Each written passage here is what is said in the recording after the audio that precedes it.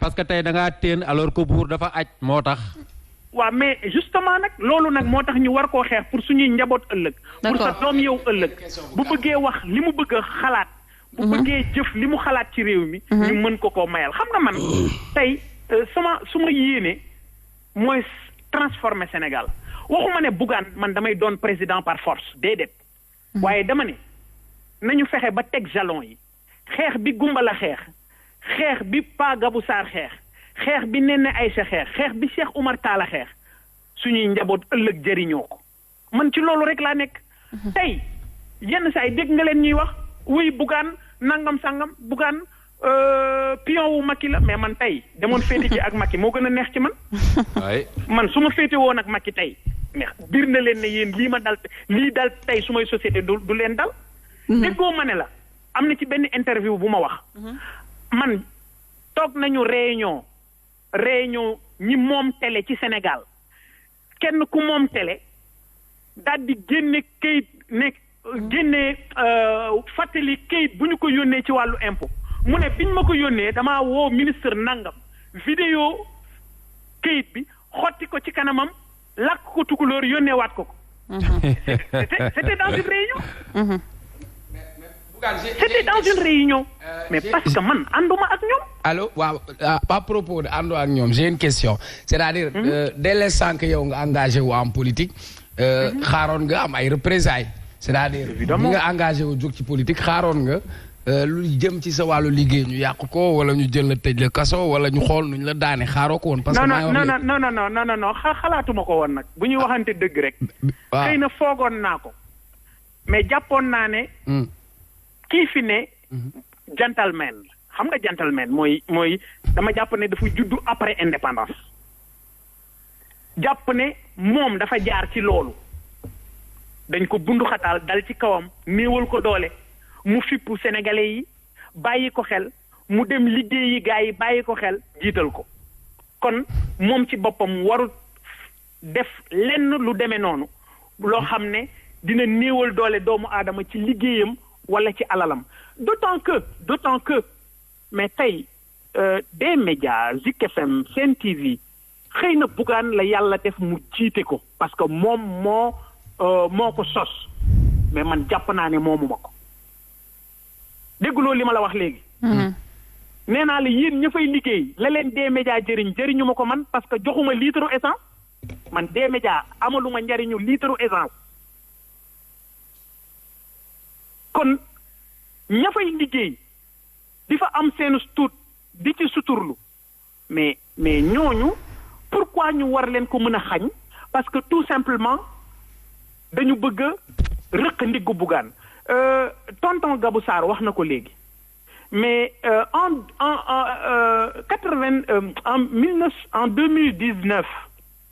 2019 avant ñu cay yegg mais ñoom nguur gi dañu yaakaaroon ne Bougane xaalis bi ñuy wax ne daf ko am ci jooni la jóge mais ñoom dañoo nërmeel jooni mais jooni xam nga ñaata nit ñoo fa doon liggéey ci ñoo xam ne dañu amoon salaire 330 personnes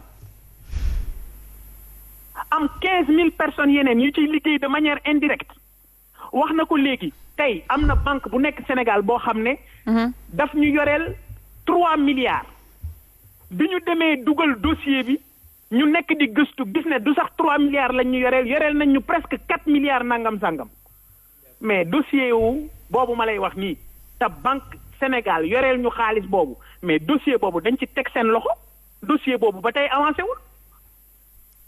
d'accord parce que jàpp nañ ne bu ma banque bi fayee xaalis sama 3 milliards wala sama 4 milliards maanaam dama leen di gën ndey xaw ma ndax comprendre nga li ma bëgg a wax.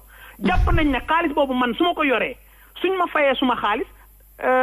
tibb tànk bi day gën a danse waaw mais yow. d'accord alors justement yow man li ma la doon laaj mooy sonal nga gars yi def marquage à la culotte opération tibb tànk bi ngay def tibb tànk xaaroo woon ni gars yi aussi dinañ jóg def opération gor tànk wax nga léegi ne affaire gentleman. va directement à ta mais question tey est-ce que jàppaloo ni que la personne de Bougane est à part comme ni nga ko waxee des médias est à part.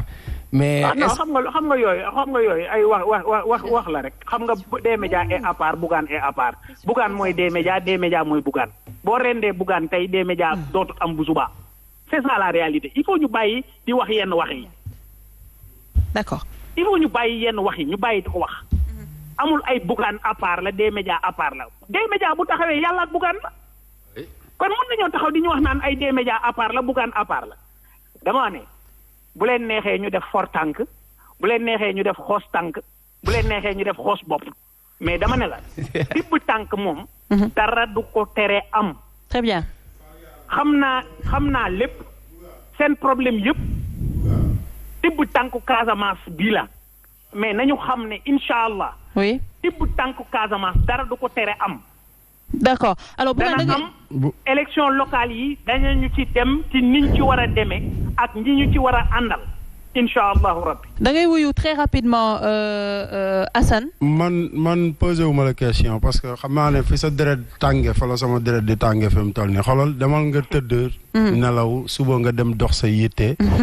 xoolal ñun ñooy Sénégal ñun ñooy Sen TV. wax ji yëpp loolu la xoolal gunge woon nañ la Mbàkke Bawol dinañ la gunge comme nee nañ xoolal dañuy coup d'état nañ coup d'état Sénégal yëpp parce que ñun ñëpp dinañ ànd dem Casamance. jeex na jërëjëf Cheikh bi kontaan nañu maa ngi leen di sant yéen ñëpp tey jégalu ci incursion bi. merci à vous merci. mu ngi noonu alors juste très rapidement lire peut-être notification d'absence de redressement bi daté du 14 janvier 2021 alors ñan signé ko chef de centre Diariatou Aïdara Camara chef de bureau Pape Makodou Diouf ak les vérificateurs Paul Ndour Pape Thiam ak Abdoul A Gueye je vais le lire par un avis visé en référence l'administration fiscale a procédé à une vérification générale de comptabilité de votre société au regard des impôts et taxes dont vous êtes redevable sur la période non prescrite. À l'issue des opérations matérielles de contrôle effectuées dans vos locaux, nous vous informons au regard des natures d'impôts survisées qu'aucune infraction susceptible de faire l'objet d'une régularisation n'a été constatée. En conséquence, nous vous notifions par la présente une absence de redressement conformément aux dispositions des articles 582, 606, 607 de la loi 2012-31 du 31 décembre 2012 modifié portant code général des impôts. mu ngi noonu alors. c'est-à-dire que inspecteurs yi ñoom nee nañ seet nañ. voilà càmbar nañ. mais gisuñu dara. absence de redressement wane ne absence de redressement parce que redressé xam nga bu ñu waxee ne da ngay redressé xale bi. mooy koo xam ne dafa nekkul ci yoon. mais absence de redressement mooy loo xam ne nekk na ci yoon. mais cependant. oui man Bougane Gueye Dany am na lu mu wax léegi man ànduma ci ak moom. waaw ànduma ci ak moom xam nga lu tax je suis ànduma ci ak moom. j'espère que mi ngi may dégg. mu ne bu boobaa suñ ko waxoon ñu ne dañuy jooy man je crois que loolu c'est pas un langage de républicain xam nga lu tax. parce que. Bougane Gueye Dany dafa créer télévision. oui pour nit ñi am mettit ñëw fi di jooy. d'accord avant ça Sidi Lamine Niass daf ko fi defoon mu fa doon liggéey. et cela a permis à beaucoup de personnes ñu feral seeni rongañ. kon man je pense que information yi bu ko amee warul tenir en compte la réaction d'un État wala la réaction de certains mauvais réactionnaires de suñ ko waxoon ñu ne dañuy jooy bu jooy jotee ngay jooy dëgg. la lay jooyloo ak ka lay jooyloo àndal ak ñoom nga dem ci pencu ma jooy ba say bët taa parce que loolu moom mooy dëgg. L'information n'appartient pas à des médias. Cette information elle appartient au peuple sénégalais. et li Assane wax tey mooy bu méttee du waa des médias sénégalais yi ñooy wàcc régler ko. kon ay affaire de jooy amu fi bu jooy jotee rek nit ñi dañuy war a jooy. voilà ñun chaque vendredi dañ ciy nekk di jooy. mu ngi noonu kon je pense qu'on a fait tout def nañ tuuru question par rapport justement à cette affaire des médias je pense que ça a permis aujourd'hui que sénégalais yi mën a xam loo xamante ne xamuñu ko woon mu di ne que vous avez tous les papiers pour dire que vous ne devez absolument rien aux impôts donc oui allez-y.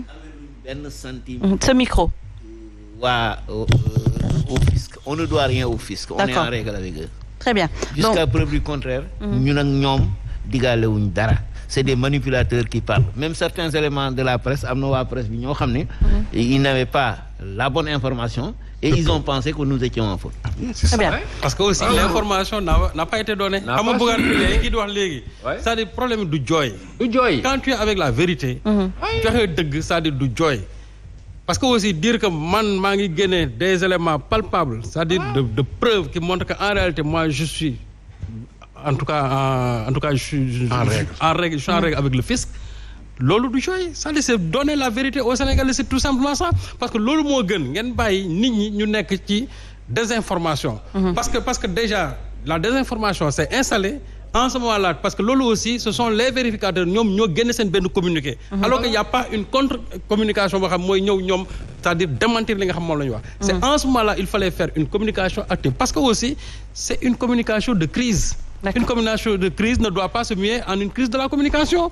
Finalement, ça se mue en une crise de la communication parce qu'il fallait faire cette communication de crise-là. Merci. Donc voilà, ci noonu je pense que tout a été dit. Maintenant, peut-être li ngeen di xaar rek mooy cette décision de justice et comme Bougane Gueye Dany ni mu ko waxee peut-être am na foi en cette justice et que justice boobu dina def liggéeyam ba démontrer aujourd'hui ne que vous êtes en règle et que vous ne devez absolument rien justement à l'administration précision rek ñoom li ñu doon wax léegi.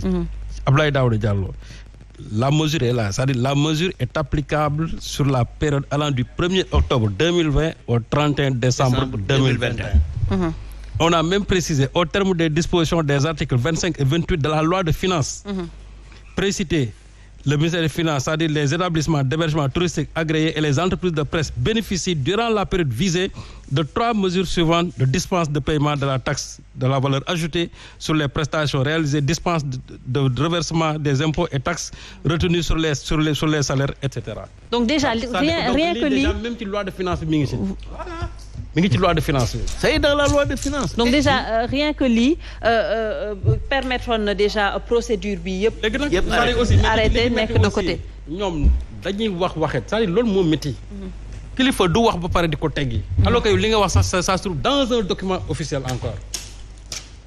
D'accord ci noonu dañuy dem suñu beneen actualité bi wax naa leen ko peut-être Assemblée nationale entre autres activistes yi également temps yi nu ñu leen xawee jël xaw leen sonal yooyu yëpp daañu ci wax parce que gis nañ ko ministre de la Justice garde des Sceaux moom dafa transmettre au président de l'Assemblée nationale la demande de levée de l'immunité parlementaire de ces députés de Benno Bokk Yaakaar yu ñu cité en tout cas ci présumé trafic de passeport diplomatique ñu bëri nag jàppoo woon ne que peut-être procédure boobu dafa yéexoon ba tax ministre de la justice bi mu jébbalee demande de levée d'immunité parlementaire pour que ñu lever immunité parlementaire député ñu bëri peut-être applaudir wax ne que enfin il était temps mais est-ce que yaakaar nga ne que même avec tout ça dinañ dem au bout de cette histoire pour leeral ce qui se cache derrière ce trafic de passeport diplomatique Assane. nee na côté boobu moom man awma dara lu ma ci